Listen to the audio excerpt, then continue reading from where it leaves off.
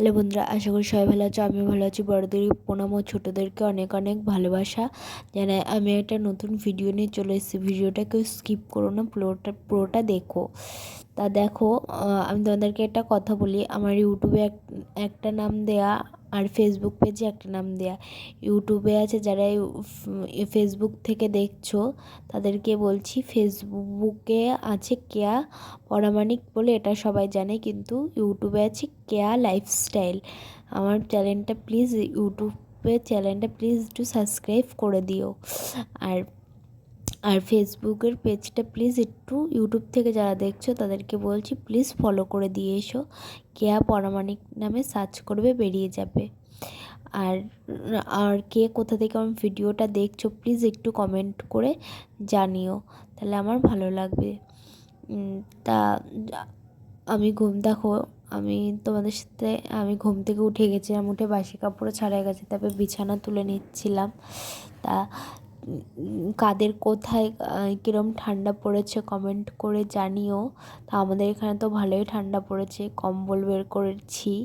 তা দেখো, আমি চাদরই নিতাম, কিন্তু ভোরের দিকে না খুব ঠান্ডা পড়ে, এতটা ঠান্ডা পড়ে যে চাদরে শীত মানে না, তার জন্য কম্বল নামাতেই হয়েছে।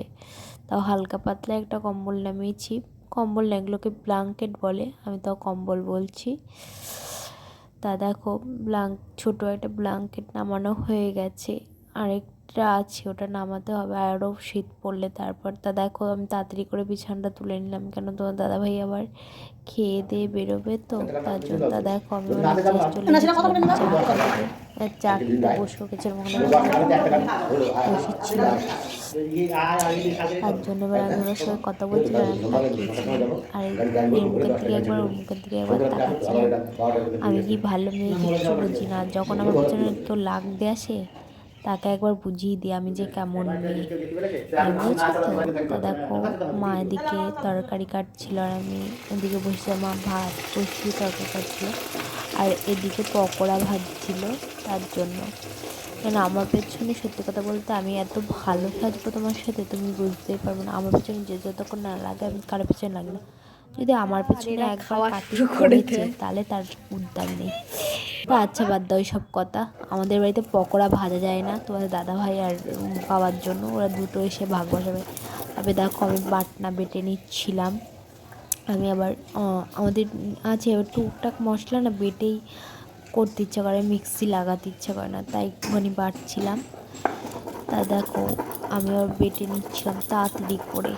মা ওদিকে রান্না করছে, তোমার দাদাভাইকে খেতে দিয়ে আমি বাটছিলাম, তার জন্য। আর এদিকে তোমার দাদাভাইয়ের সাথে ঝগড়া করেই যাচ্ছিলাম। ও বাড়ি থাকলে ওর সাথে অল টাইম আমার ঝগড়া হতেই থাকে। লোকে দেখলে ভাববে কি আমরা উনি সারাদিন ঝগড়া করি, কিন্তু ঝগড়া করলে বেশি ভালোবাসাটা আমি মনে করি বাড়ে। ঝগড়া না করলে ভালোবাসা বাড়ে না, হয়তো জানি না, আমার তো এটাই মনে হয়।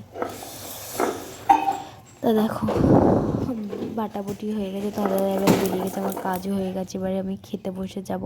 তার আগে তোমাদেরকে দেখাবো কী রান্না হয়েছে। আর পকোড়া হয়েছে, আলু পটল বেগুন দিয়ে একটা ঝোল হয়েছে, আর আমি খাচ্ছিলাম। আমার মতো খেতে বসে 10 ঘন্টা কাট লাগে, কমেন্টে প্লিজ জানি।